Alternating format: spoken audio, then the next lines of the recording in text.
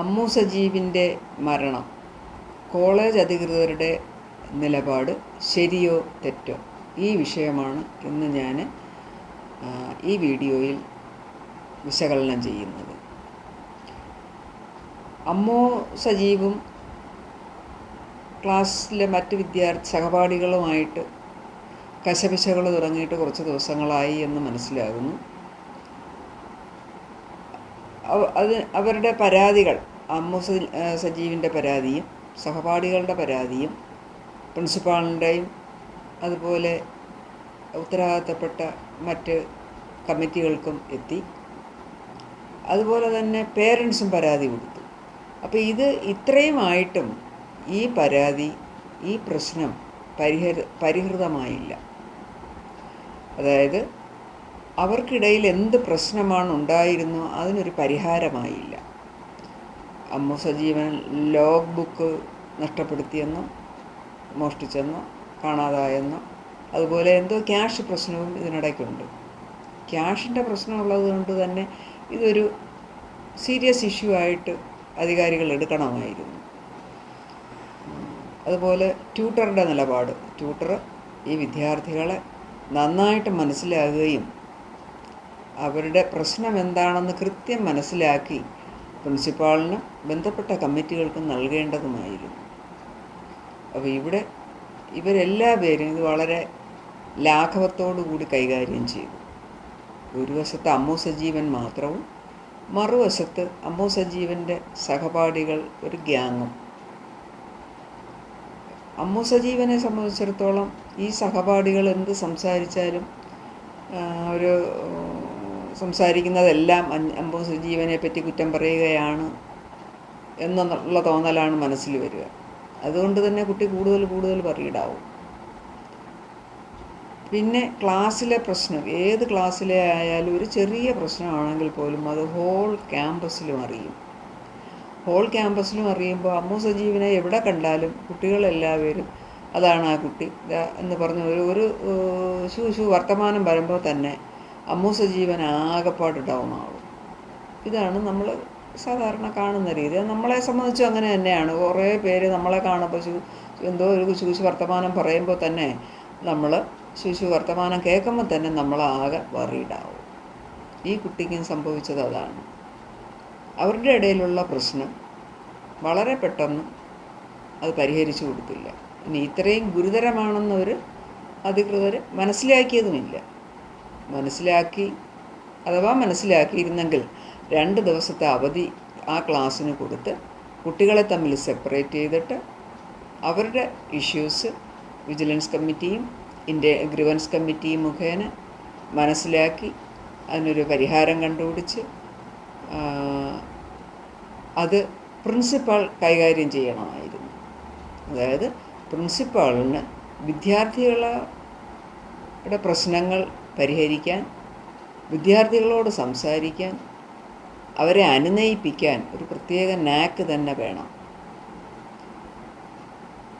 കുട്ടികളോട് സംസാരിക്കുന്നതുകൊണ്ട് മറ്റ് ദോഷങ്ങളൊന്നുമില്ല. പ്രിൻസിപ്പാളിനെ സംബന്ധിച്ചിടത്തോളം ഇപ്പോൾ അമ്മു സജീവനെ അടുത്ത് വിളിച്ച് പ്രശ്നങ്ങൾ ചോദിച്ച് മനസ്സിലാക്കി പരിഹരിക്കാം എന്ന് സത്യസന്ധമായിട്ടും ന്യായമായിട്ടും നീതിയുക്തമായിട്ടും ഒരു പരിഹാരം എനിക്ക് കിട്ടും എന്ന് അമ്മു സജീവനൊരു ഉറപ്പുണ്ടായിരുന്നെങ്കിൽ ഒരു പക്ഷേ ആ കുട്ടി രക്ഷപ്പെട്ടു പോകുമായിരുന്നു.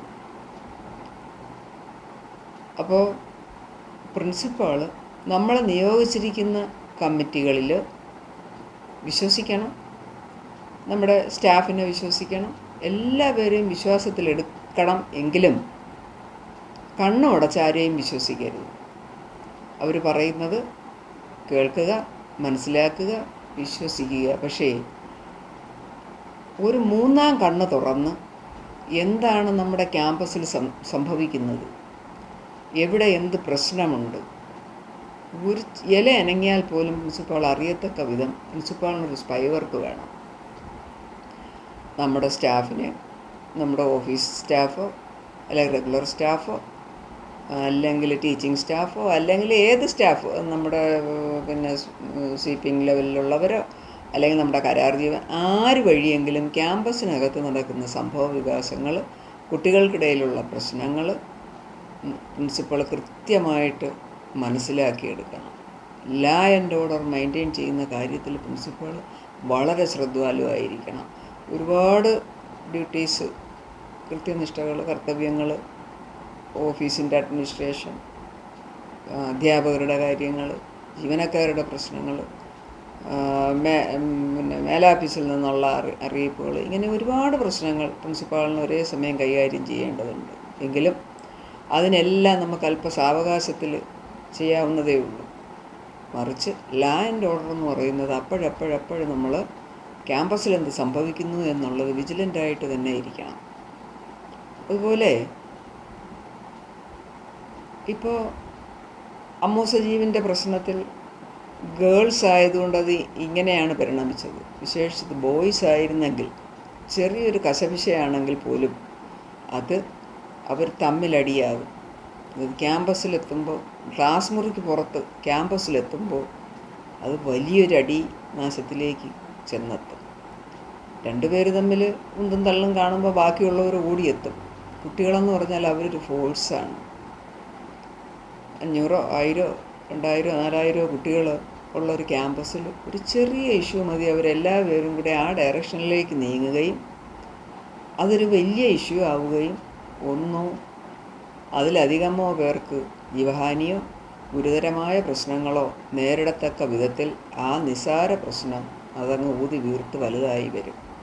അതുകൊണ്ട് തന്നെ ക്യാമ്പസിൽ കുട്ടികൾ ഒരേ ഡയറക്ഷനിൽ നീങ്ങുകയോ അല്ലെങ്കിൽ ഒരു കശപിശയോ ഒരു അസ്വസ്ഥതയോ എവിടെ തോന്നിയാലും പ്രിൻസിപ്പാൾ തൻ്റെ കസേര വിട്ട് ഓടി അവിടെ എത്തുകയും അതിനാവശ്യമായ സപ്പോർട്ടിംഗ് സ്റ്റാഫിനെയും കൂട്ടി അവിടെ എത്തുകയും ആ പ്രശ്നം എന്താണെന്ന് മനസ്സിലാക്കുകയും വളരെ ചാതുര്യത്തോടെ കുട്ടികളെ അനുനയിപ്പിച്ച് അവരെ പറഞ്ഞു മനസ്സിലാക്കി ആ സിറ്റുവേഷനിൽ നിന്ന് ഒഴിവാക്കുകയും ചെയ്യണം.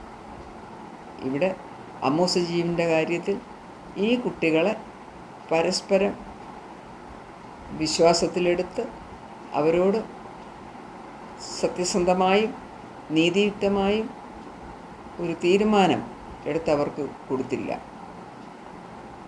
അമിക്കബിളായിട്ട് വിടുകയോ അല്ലെങ്കിൽ വിരട്ടി വിടുകയോ അല്ലെങ്കിൽ നോക്കാം പരിഹരിക്കാം എന്ന് പതുക്കെ പതുക്കെ വെച്ചുകൊണ്ടിരിക്കുകയോ ചെയ്തതിൻ്റെ ആഫ്റ്റർ എഫക്റ്റാണ് ഈ മരണം. അതുകൊണ്ട് തന്നെ പ്രിൻസിപ്പൾമാർ അല്ലെങ്കിൽ മേലധികാരികൾ ഏത് സ്ഥാപനമാണെങ്കിലും നമ്മുടെ മുന്നിലെത്തുന്ന പ്രശ്നങ്ങൾ അതിൻ്റെ സത്യാവസ്ഥ, മെറിറ്റും ഡീമെറിറ്റും, കുറ്റവും കുറവും പോരായ്മകളും, അത് എങ്ങനെ പരിഹരിക്കാം, എന്താണ് അതിൻ്റെ യഥാർത്ഥ പ്രശ്നം, അതെങ്ങനെ പരിഹരിക്കും എന്നുള്ളത് വളരെ കൂലങ്കഷമായി മനസ്സിലാക്കി കണ്ടുപിടിച്ച് അതിനൊരു സൊല്യൂഷൻ എടുത്ത് നടപ്പാക്കി മാതൃകയാക്കി കാണിച്ചു കൊടുത്താൽ തീർച്ചയായിട്ടും നമ്മുടെ കുട്ടികൾ നമ്മളോടൊപ്പം നിൽക്കും. അതിൽ യാതൊരു സംശയവുമില്ല.